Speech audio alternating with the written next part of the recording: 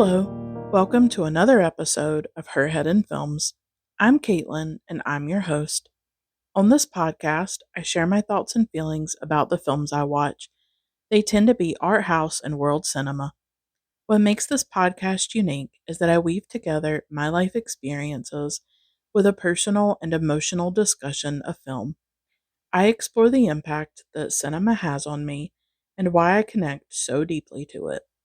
As I like to say, my head isn't in the clouds, my head is in films. If the podcast resonates with you and you want to help it thrive, Patreon is where I'm building a more connected space for listeners, offering bonus episodes, extra posts, and a direct way to show support for the work I'm doing here. If you want to be a part of that community, join me at patreon.com/herheadinfilmspodcast. And as always, leaving a review or helping spread the word is appreciated. The link to my Patreon is also in the show notes. Today's episode is about the beloved 1982 classic, The Snowman, directed by Dianne Jackson and based on Raymond Briggs's wordless picture book. It tells the story of a young boy who wakes to a snowy morning, builds a snowman in his yard, and discovers that his creation comes to life after dark. Together, they share a night filled with play, discovery, and magic. The Snowman is a tender exploration of innocence, imagination, and the impermanence of life. It's only 25 minutes long, and I'll include links to watch it in the episode description. I really encourage you to watch the film before listening to the episode so you can experience its beauty for yourself. There are spoilers in this episode.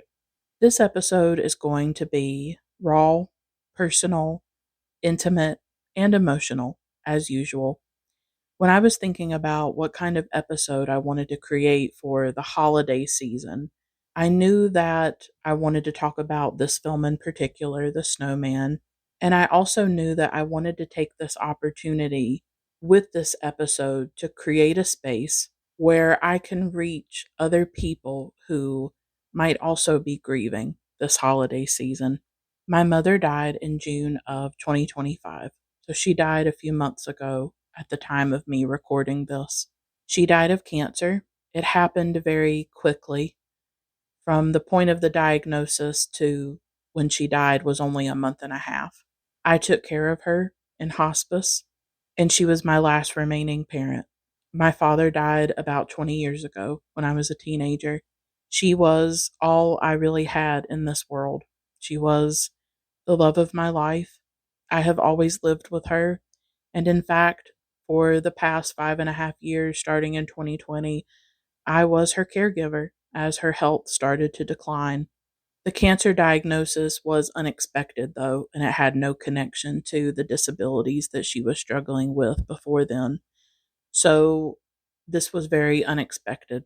This is my first holiday season, my first winter without her.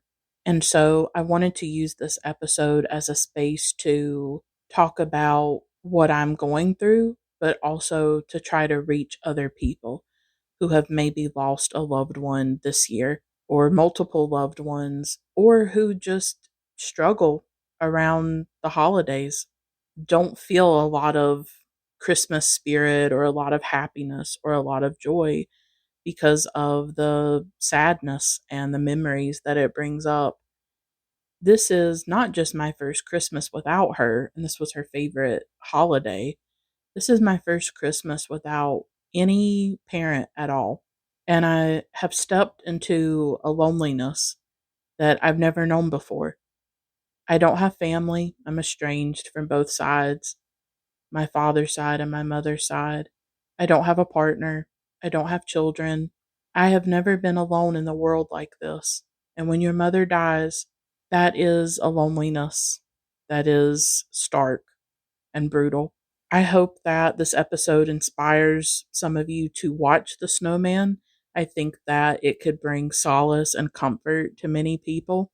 And I hope that this episode reaches who it needs to reach. And I know there will be people listening who I will never meet or talk to. And I just want any of you listening right now to know that you are not alone in your grief. You're not alone in the darkness. I am also in it, and I am also grieving this profound loss. But all I can do is try to say something in the darkness and hope that others hear it. We want to fix grief. We want to fix loss, particularly here in America. We don't know how to deal with these things. And many of us don't feel held and we don't feel supported. And we are told to snap out of it. We're told to get past it or get over it.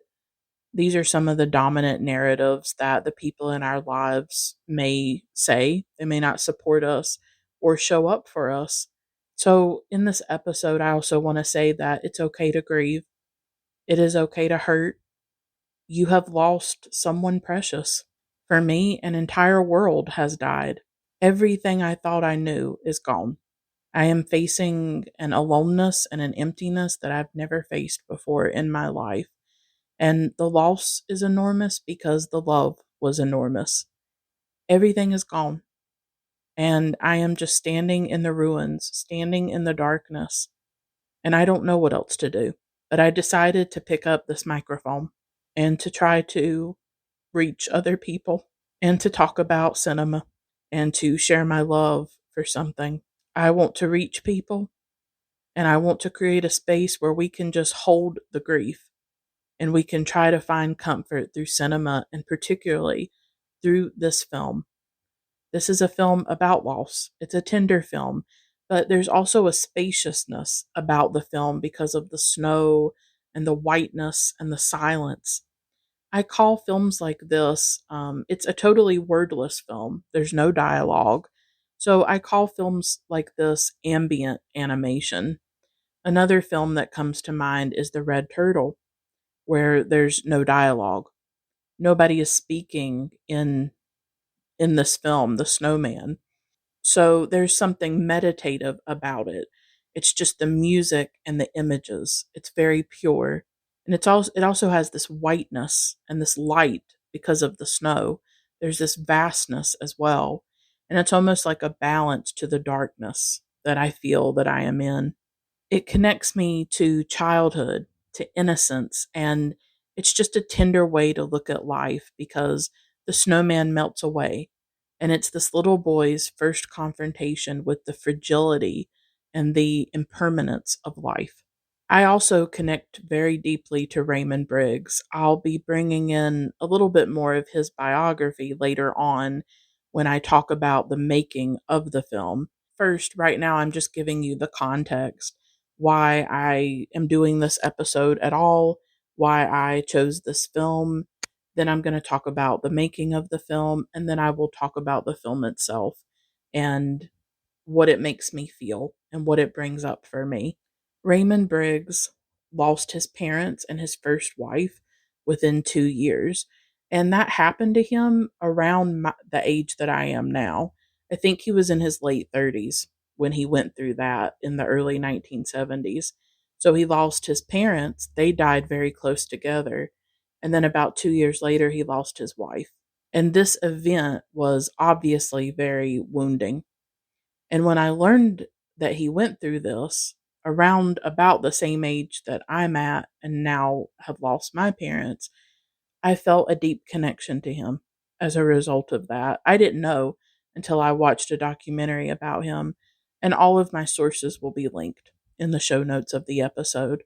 It was after this event, the loss of his parents and the loss of his first wife, that he started to create some of his most iconic and most lasting work, including The Snowman that came out in the late 1970s.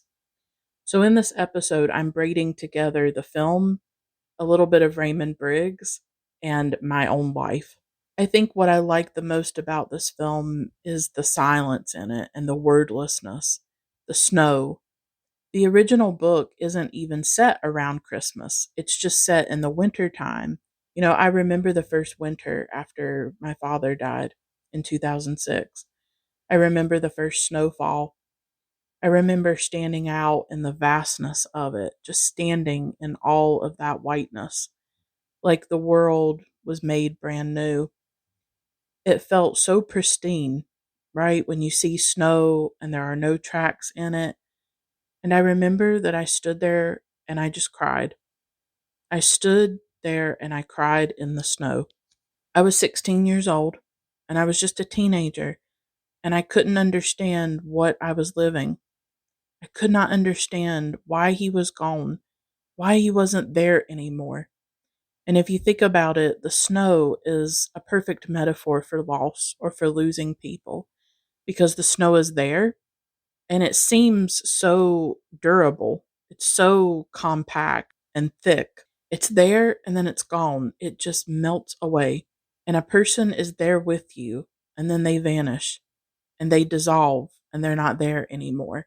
And that first snowfall, as I was walking back to my house, I remember I found a rabbit in the snow.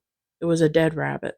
There was some kind of wound in its head, and blood had crusted around it. And I've always been struck by that juxtaposition of standing out in the beautiful snow, but also standing with my grief and crying, and then finding this dead rabbit that was bleeding. It's like life and death all in that moment.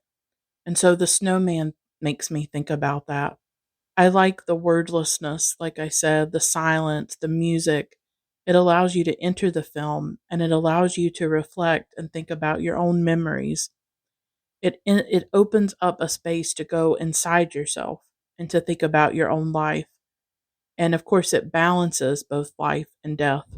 In many ways, I'm back to that version of myself now, or I'm back to that experience. I'm in the aftermath of losing another parent. I'm in another winter. I'm in the first winter after losing her. And I'm just standing here, not standing in the snow, but I'm standing in the darkness now. And I don't know what to do. I don't know who I am. I don't know what my life is going to look like or what is possible for me. I don't know how to live without her. It feels like there's no protection anymore. There's no coherence. In that world of my childhood, she was the last link to it, the last thread back to my childhood, and she's gone. She knew me before I was born. She knew me before I even existed, if you think about it, when I was just someone she was dreaming about and hoping for. And she knew me when I was just a bundle of cells inside her body. And I've said it before. She was there when I took my first breath, and I was with her when she took her last. I was there when she passed. And I just feel the immensity of the grief, but also the love and the sacredness of caring for her in her final weeks and in her final years as well. And I don't know what life is now, but I do feel connected to that girl that I was who was grieving her father. And now I'm the woman grieving my mother and grieving them together and trying to deal with the impermanence of life, right? Like James, the little boy in the snowman.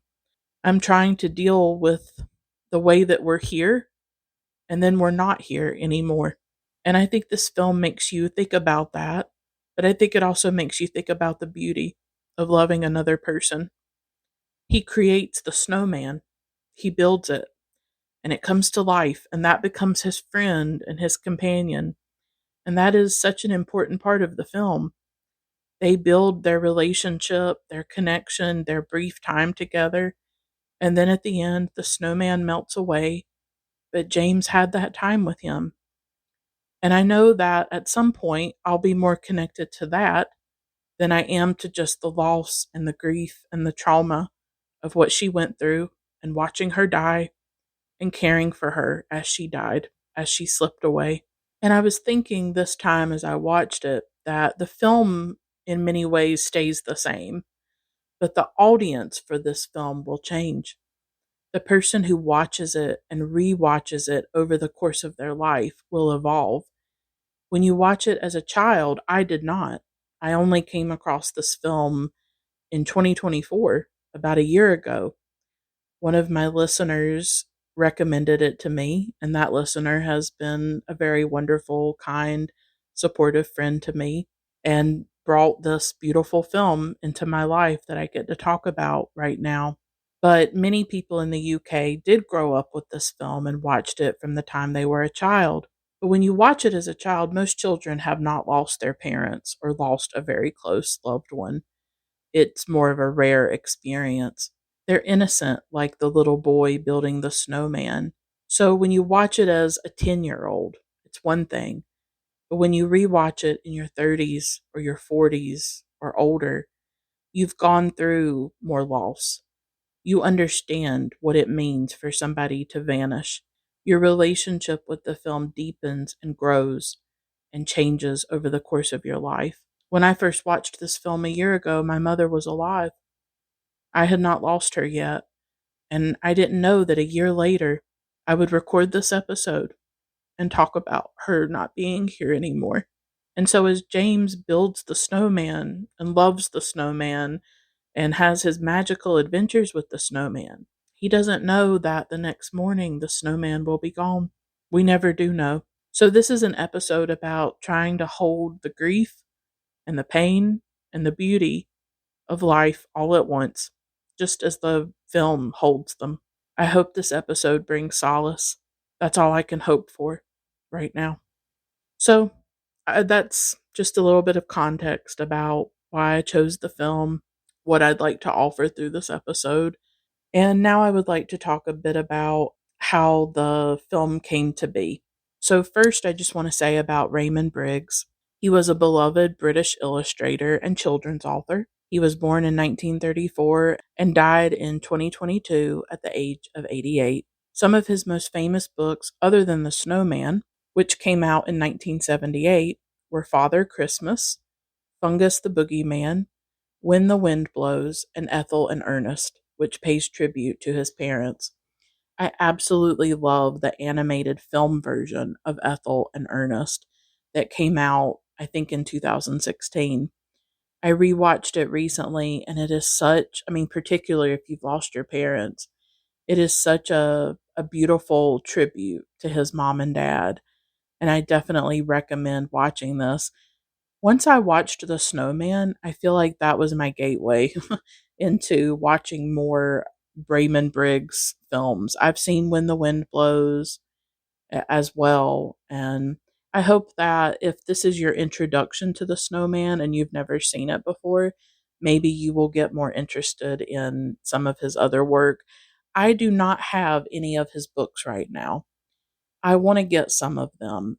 I'm most likely going to try to get them from the UK, possibly through Blackwell's, but I would love to have some of his picture books. I definitely want to get The Snowman and a couple of others. Something that I was able to get recently was a mug. I found a listing on Etsy, and I decided that my Christmas present to myself this year was going to be this mug. And it shows the scene of James and the snowman flying in the air. The very famous scene in the film, when walking in the air, the song plays, and I now have that mug. So it's one of my prized possessions. I really love tea, so I was going to use it for a tea mug, I guess.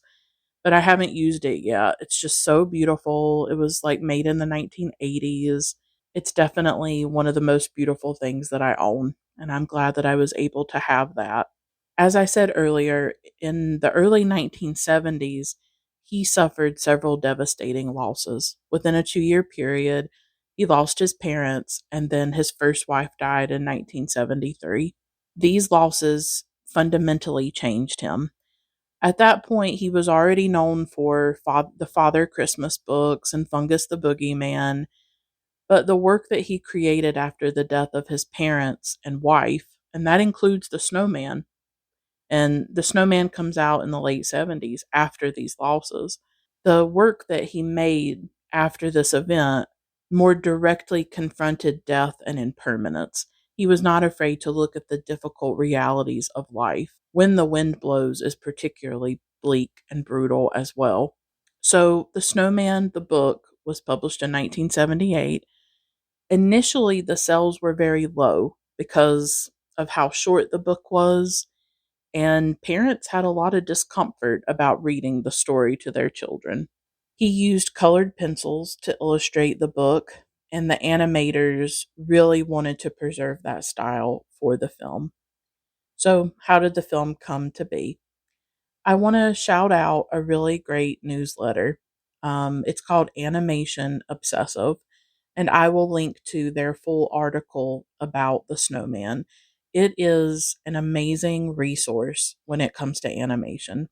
I have a few episodes about the Studio Ghibli catalog. I did a episode about Kiki's Delivery Service and My Neighbor Totoro. I've also done an episode about another animated film called The Man Who Planted Trees by Frederick Back. I have fallen in love with animation and gotten so interested in animated films. They bring a lot of joy and comfort into my life. When I found the newsletter Animation Obsessive, I was so happy. It's just a wonderful publication. And a lot of what I'm sharing about the production of The Snowman came from this post by Animation Obsessive. They do really good work. So I just wanted to cite my sources and let you know that that was a big source that I used for this information. And you can go read the article for yourself as well. The film was produced for Channel 4 by John Coates and it aired on British television in 1982. The premiere was actually not well received. It was like there were low ratings, but by the next year, apparently like word of mouth had spread about it and it became a major hit. Since that time, it has become a holiday tradition for families in the UK to watch The Snowman every year. It won a BAFTA and it was nominated for an Oscar for Best Short Film. The film never got sold to a major US channel, though smaller television channels did show it. It's not as well known here. Like I said earlier, I really didn't know about it. I found out about it when a listener recommended it to me. The film is even more popular in Japan. They have really embraced this. They have embraced this film. According to Animation Obsessive, in 2003, there was a major Japanese festival that named it one of the best works of animation ever made. At first, Jimmy T. Murakami was supposed to direct it, but this was a children's special, and he didn't really want to do a children's special. So Dianne Jackson became the director for the film, and Murakami became the supervising director. Murakami would go on to direct another Raymond Briggs adaptation called When the Wind Blows. That is a very bleak film. It's about the aftermath of a nuclear explosion in England. Dianne Jackson had worked on The Yellow Submarine, but this was her first directing credit. And after The Snowman, she went on to direct the TV series The World of Peter Rabbit and Friends. This is so interesting because when I was a kid, I loved The World of Peter Rabbit and Friends. This is one of my favorite shows from my childhood. It uses the art of Beatrix Potter and really brings it to life. I adore it. I still rewatch it periodically on YouTube when I can find it. It's like a full circle moment for me that I grew up on The World of Peter Rabbit by Dianne Jackson, and then I found The Snowman later in life. And The World of Peter Rabbit and Friends is also very popular in Britain. The book is quite short, so several scenes in the film had to be added. In the original book, the motorbike is not in there, and the visit with Santa is also not in the book either. He didn't really set it during Christmas, it's just set during the winter, apparently. Raymond Briggs was part of the production. He was like updated about it. They told him things that they were doing. But for the most part, he had a very hands off approach and he let the animators do what they wanted to do. Years after this film was released, David Bowie filmed an introduction for it. At the time, he was working on a song for When the Wind Blows. Some people thought that if Bowie did this introduction, that him being associated with the film might make it more appealing to the US market, but that did not happen. It did not help the film get sold to a better US distributor or a US channel. But the introduction itself is still quite popular. The soundtrack was composed by Howard Blake, including the famous song Walking in the Air. Peter Aldi sings the version heard in the film. He was a choir boy at St. Paul's Cathedral. Another version was released sung by Aled Jones, and when it was released, it reached number 5 in the UK charts in 1985. So that song became a huge hit in the UK. Close to 100 people worked on the creation of this film. The artist, according to Animation Obsessive, quote, the artists used children's crayons that weren't designed for animation. Held for long hours, they grew warm and soft in the hand and had to be cycled in and out of a refrigerator to keep the consistency right. The tight schedule left people at their desks through the night, unquote. They worked very long hours. It's a 25-minute film and it aired on TV, but so many people were involved in it and it took so much time and craft and love and dedication to bring this film into the world. And I think that's what makes it so incredibly special as well.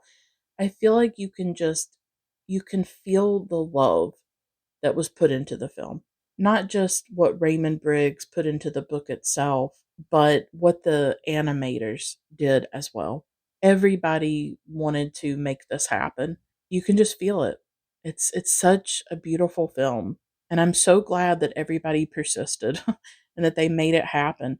And I'm really happy that they held on to that colored pencil aesthetic or that colored pencil style and look. I think that makes the film so not just so unique, but it also brings up a lot of nostalgia. So when I watch The Snowman and I see that colored pencil look, it reminds me of when I was a child and I was flipping through children's books, reading my children's books. My parents always read to me, and I loved reading as a child. That's what I ended up studying in college was literature. So I was always a bookworm and I always loved reading. And I fondly remember my children's books. I even still have some children's books, like picture books, because I love the art. I love following accounts on social media as well, whether it's Instagram or TikTok.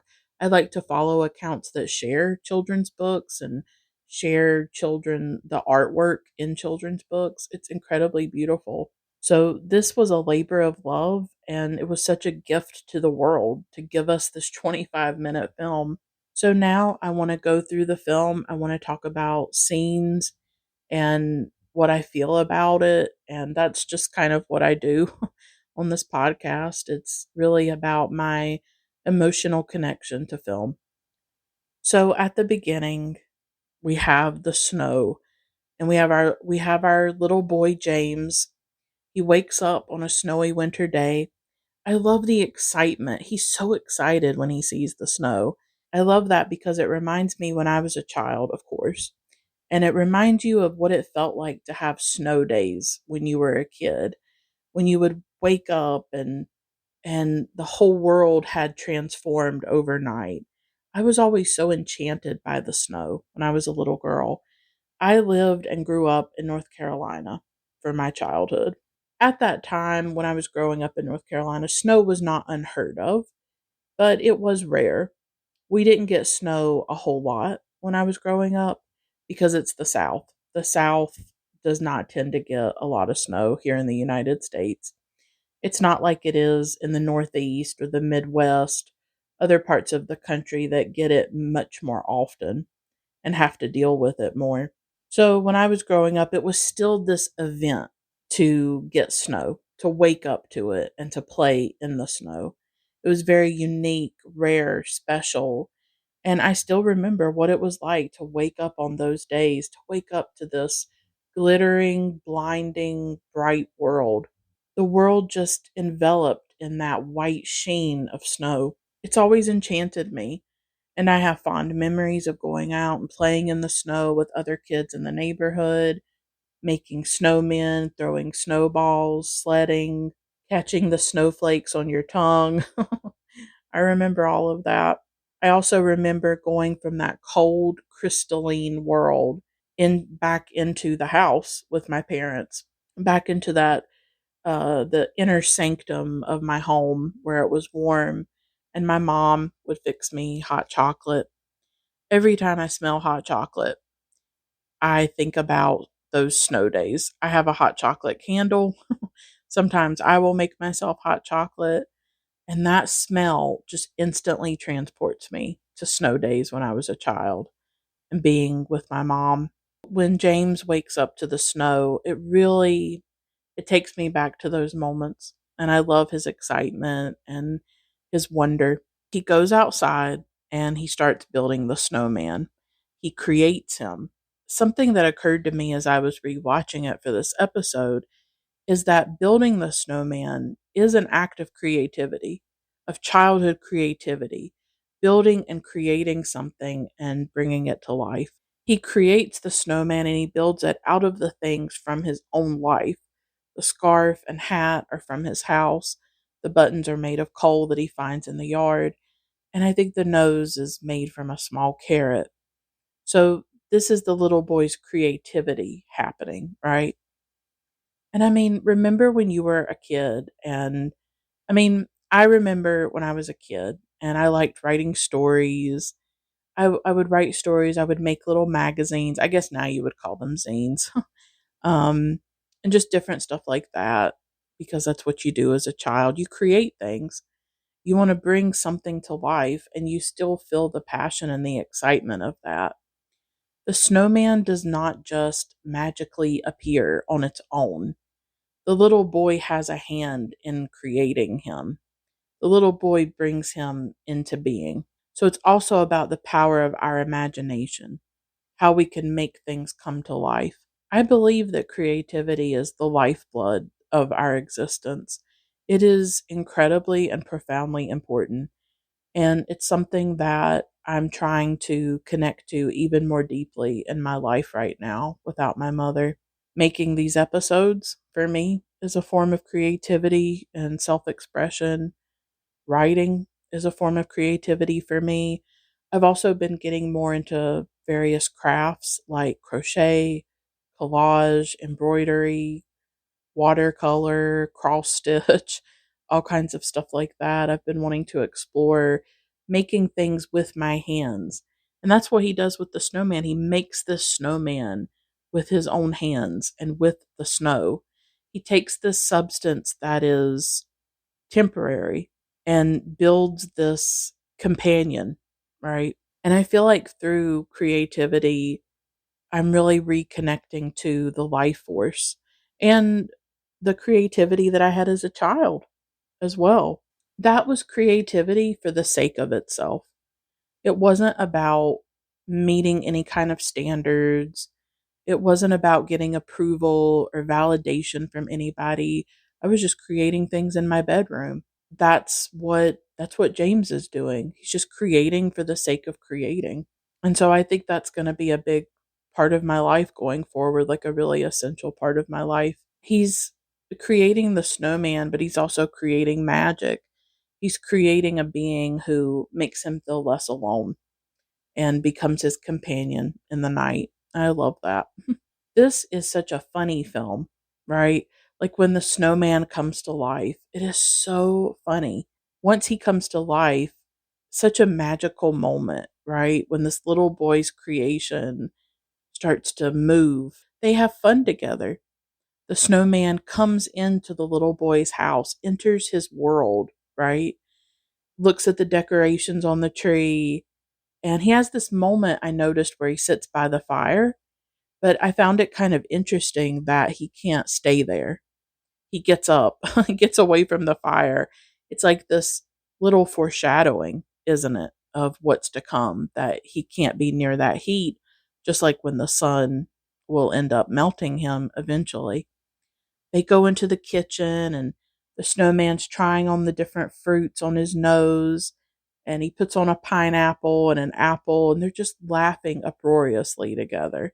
I love I love when he puts in the false teeth and they're laughing. Now that the snowman is newly alive, everything's new and interesting and unique to him, right? It's a really beautiful thing. They laugh, they have fun together. It's a very celebratory film. Even though, I mean, the first time I watched it, I didn't necessarily know what the ending would be. I could guess that that's what would happen.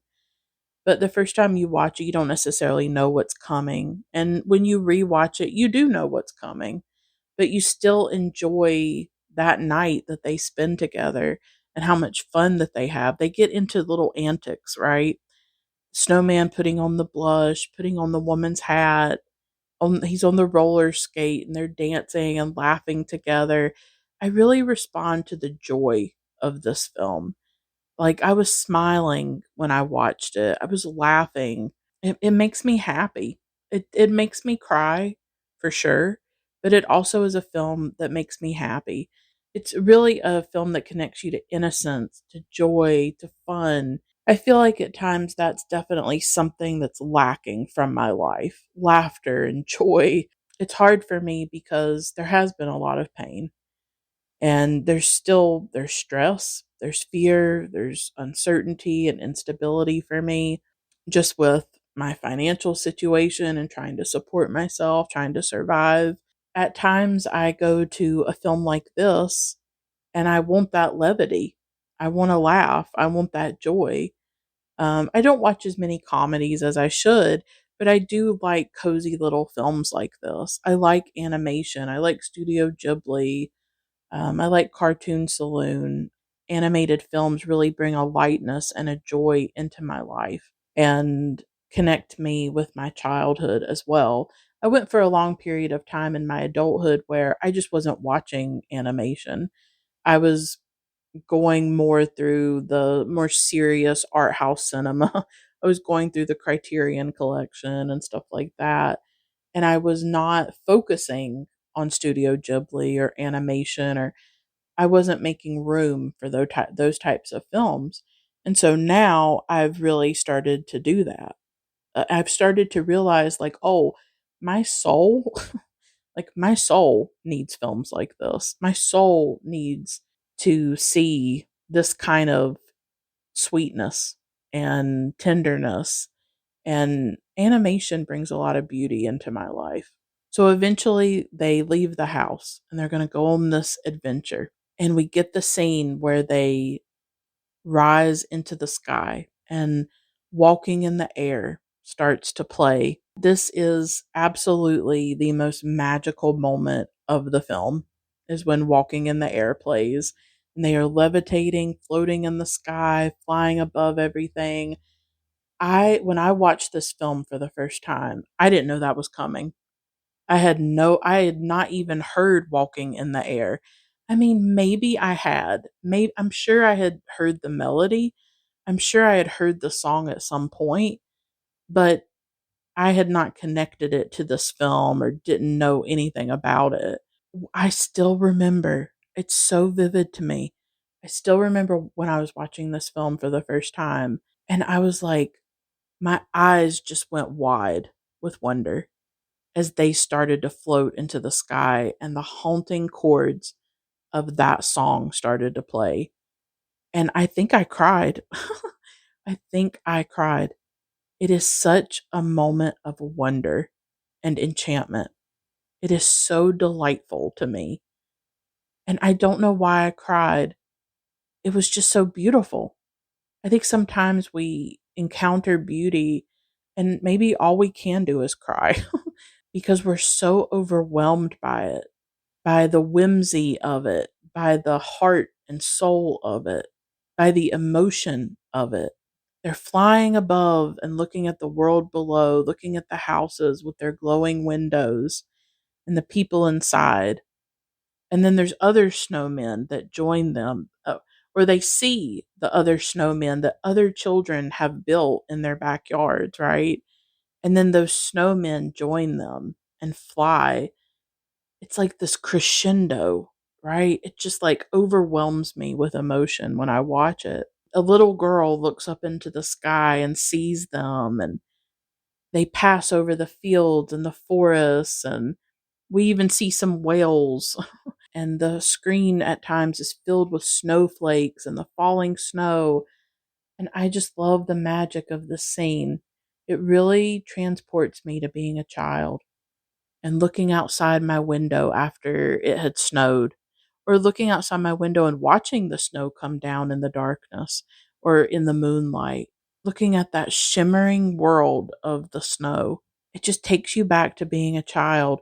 And when we're a child, everything's new, just like everything's new to the snowman. I miss that. I was thinking recently, like, because of the grief and the pain of this year and everything that I've been through the last, I would say 5 or 6 years, I feel like I don't have passion anymore. I feel like I've lost that wonder, that awe, that enchantment with life. I feel disenchanted. And there's a grief about that. I think obviously, I've had really painful experiences, but it's not just been the loss of my mother or what happened with her. It's been some experiences with people. Loss will show you who people are, and we do not always get the support and the care that we need and that we expect and that we would hope to get from other people. And unfortunately, that's happened for me. Even when I've shared about the death of my mother, I haven't felt the care or the support either online or in my real life. That has brought me a lot of pain. I have felt very lonely in my grief. And I guess that's also why I wanted to do this episode. I need to share it. I need to say something about it and find a way to hold it. But it's very lonely to be grieving. Not all of us get some outpouring of support. And so I feel very disappointed in people. I feel very disenchanted. I feel like sometimes the world is so bleak and I can't always connect to that wide eyed wonder. And I'm not saying that we can live like that forever. We can't be children forever. We can't pretend like everything's great and trust everybody and just be open. And there is darkness, there is pain. We can't stay in that wide eyed wonder or that naivete forever, can we? But there are parts about being a child or being a teenager that I do miss. The passion, the intensity at times, the depth of feeling, and just the sense that the world was a magical place. I do miss that. I miss that sense that there was magic. And maybe that's silly. Like, maybe that's silly to say at 36 years old. I wish there was still magic, but I do. And I think that when I watch a film like this, like The Snowman, it is magic. I guess, like, the magic changes. Whatever you think magic is as a child, eventually you find out that Santa Claus is not real, that the tooth fairy is not real. But I guess you can find magic in other ways. And I think for me, I do still go to art for magic, for something transcendent, something ineffable, ethereal, something otherworldly or outside the everyday. I think there is still magic to be found in works of art. Those moments when you wonder or you ask yourself, how did they do that? How did they bring something so beautiful into the world? So interesting, all the magic, right? Like, James creates the snowman that comes to life. Raymond Briggs creates the book that is magical. And then the animators create the film out of that book. And that brings more magic. For me, art is magic, and artists are magicians, I guess, in a way. And that's where I still find that magic. I recently rewatched The Wizard of Oz. And as I was watching that film, I was like, oh my God, pure movie magic. I still don't know how they did it. Just absolutely pure magic. And I have the same feeling when I watch The Snowman. So I love the way that they fly, how they have this bird's eye view of the world. I mean, who didn't dream when they were a kid, like, of flying the way the birds do and seeing the world the way a bird does? So many children dream of flying, and what it's like to see the world at that vantage point. And so for James and the snowman to do that, it's very beautiful. What they're flying toward is this party with the other snowmen. And it's such a sweet scene, isn't it? The snowmen partying together and dancing. They go see the Santa who gives James the scarf with the snowmen on it. He puts it on. And then James and the snowman fly back home. And it's so moving to me when they get back to James's home. They're right outside the door, and the snowman is standing there. They have to say goodbye to each other. It's this scene of parting, right? They've had their night together, they've had their magical adventure, and now it has to come to an end. But James doesn't want to let go. He doesn't want to say goodbye to the snowman. He's walking away, but then he runs back. He runs back into the arms of the snowman, and they hug each other one last time. I was so emotional when I was watching this. It's this beautiful scene about not wanting to leave another person. And I think we've all had experiences like that, where maybe you're meeting with somebody, or you're just having a great time, or you're with somebody that you love, like a family member, and you just don't want it to end. You don't want to leave them. You don't want that moment to stop, that moment that you have with them, that time. I remember thinking when my mom was alive that, like, after we got the diagnosis, I wished that I could stop time. I wished that I could make it elastic, that I could forever preserve my time with her. I didn't want time to even move. I didn't want it to move forward once we got that diagnosis and we knew that she didn't have long. I didn't want the days to pass. I didn't want the time to pass. I wanted to just stay with her and be with her and hold on to her. I didn't want to let her go. I really didn't. I didn't want to let her go, but she was suffering. She was in a lot of pain. She did not do chemotherapy or anything like that, and we supported her with that because there was no point.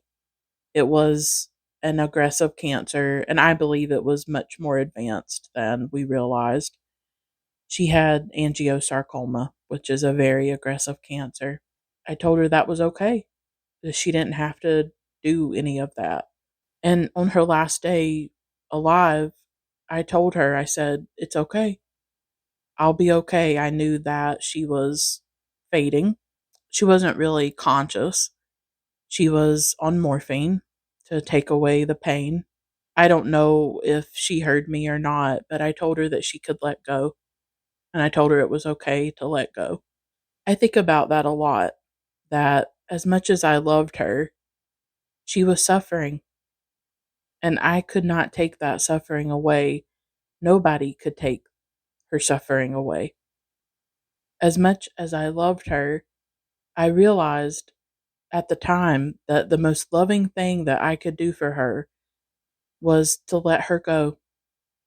As much as I wanted to cling to her and hold on to her, the most loving thing I could do was to let her go. And it was the hardest thing I've ever done, to let my mother go. It is very hard when we have to let go of the people we love. When he embraces the snowman, James doesn't actually know that it will be the last time that he hugs him. He thinks that he's going to wake up in the morning and the snowman will still be there, because you're a child and that's what you think is going to happen. And to some extent, we all take that for granted, don't we? That we'll wake up each day and a particular person or people will be there. Some days we wake up and they're not. We don't always know when that day is going to come. Sometimes we do. We get a diagnosis, but other times we do not know. And so James wakes up the next morning and the snowman's gone. He's melted. The only thing that's left is the hat, the scarf, the coal, all the non snow parts of the snowman. He's vanished. And yet James still has that scarf. And the scarf is what reminds him that it happened at all, that it was real, that the snowman existed. That's his proof of that night. The scarf lets him know that it was real, that he didn't just imagine it. It wasn't just a dream, that the experience happened. And when I think about my parents, it's easy for me to think at times, did that even happen? Was that life with them even real? I mean, my father's been gone for almost 20 years. There are things about him that I don't remember, things that I thought I'd always remember, but time takes them. Time takes everything, doesn't it? And now my mother's gone, and my life with them is over. It is over. And I call that life my first life. It was when both of my parents were alive, or at least one parent was alive. And I was a daughter. I was somebody's daughter. And now I'm not. And like I said, I don't have a partner. I don't have children. I'm nobody's significant other. I'm nobody's mother. I'm nobody's aunt. Sometimes I feel like, what am I? Who am I? And now I'm nobody's daughter either. And so that was my first life when I was a daughter. And when I had one of my parents or both of them. And now at 36, this is the beginning of what I call the second life. This is my second life. And it is what life I have left that I will live without them. And I will never have them again. That first life is sealed off. It has come to a complete end. And now I have to live the second life. And I don't know what it will look like. And I don't know what I will do or how I will navigate it. And it's easy to think, did I dream it? Did I dream that life with my parents? I still vividly remember so many things from my childhood. I remember the snow days. I remember the hot chocolate. I remember everything with them. So many moments. And I wonder, was it real? And the only thing he has the scarf. And that represents just a memento. My version of the scarf is photos, memories, videos of her. I don't have any videos of my dad. My diaries, I wrote things down. It's easy to wonder, did any of it happen? But I know that it did happen. The beauty of the ending is that he has the scarf and he knows that it happened. He knows that the snowman did exist. My parents did exist. They were real. They're gone, and I don't understand it. I don't understand how they can be gone. It's terribly mysterious and unknowable. It's frightening. This film, it softens death, I guess you could say, because it's truly terrifying. It is an existential terror that the people we love just disappear and are not here anymore. And so it has to be softened for a child. What matters though is to honor what once existed. So even though they don't exist anymore, I have to honor their lives and honor that they did exist. And so it's important to remember that they still exist in some capacity through my memories, right? That life did happen. That life was real.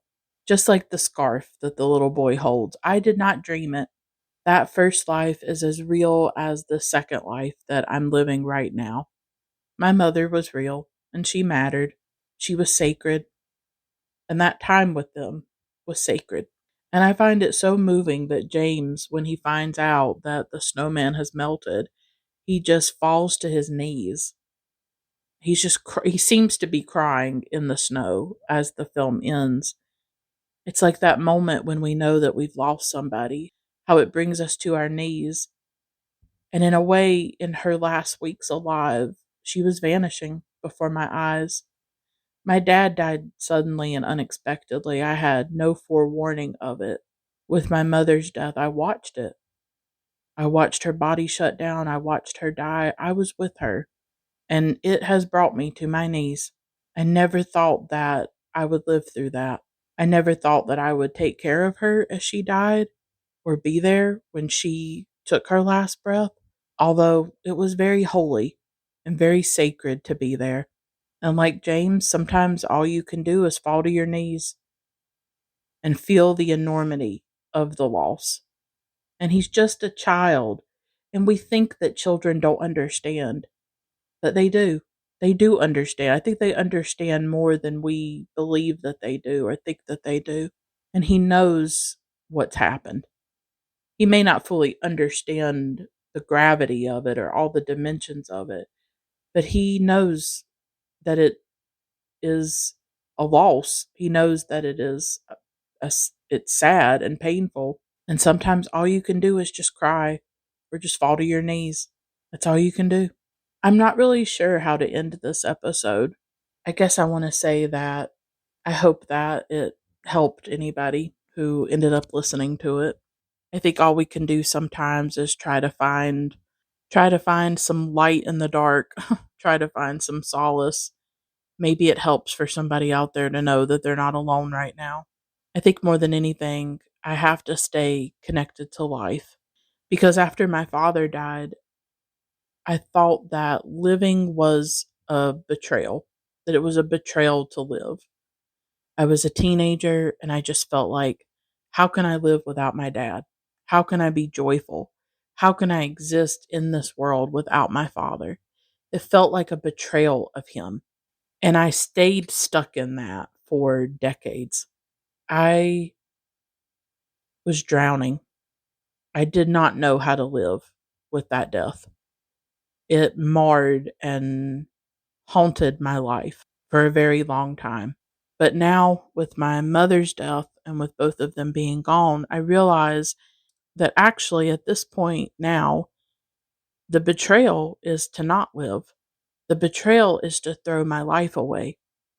The betrayal is to waste the life that these two people gifted me. They wanted me to exist. They wanted me to be here. They not only created me and dreamed me, they wanted me to exist. They waited for me to exist. It took them many years to have me. They wanted to give me life. So I have it.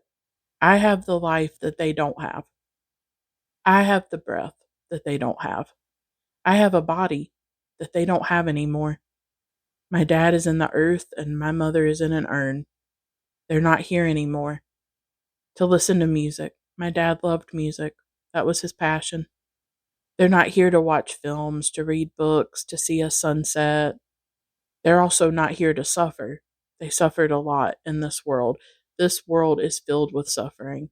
It can be a bleak place. It does feel like the magic is gone. Something's been stripped away. It's a painful world. It's a painful life. But the betrayal is to give up. The betrayal is to not live. That is what I have realized. That truth has settled in me. And that's what I know in my bones. And that is why I keep going despite everything. It's why I keep making these episodes. One of my friends told me after my mother's death, he told me that my mother's afterlife is my life. My parents' afterlife is my life. And so I have to live it. I have to live it. I have to remember them and I have to honor them and honor myself. This is not even about the snowman, is it? I mean, none of this is really about the snowman. A lot of things in this episode have not really been about the snowman. I'm ending the episode the way that I started it, which is that I'm trying to talk to people who are grieving. I'm trying to talk to those who might be in pain, or maybe they needed to hear these words.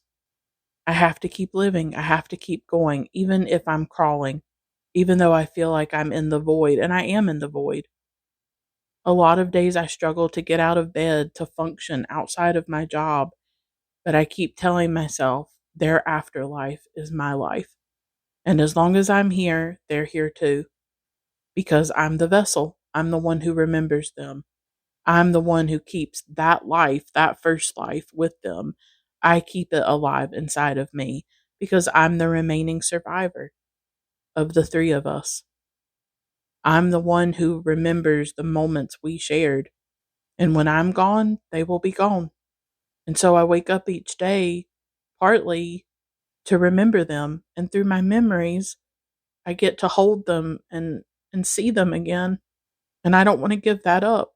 I don't want to give those memories up. And James will remember the time that he shared with the snowman. He'll never forget that. He'll never forget that night flying in the air. That's part of him now, isn't it? He's the witness to it.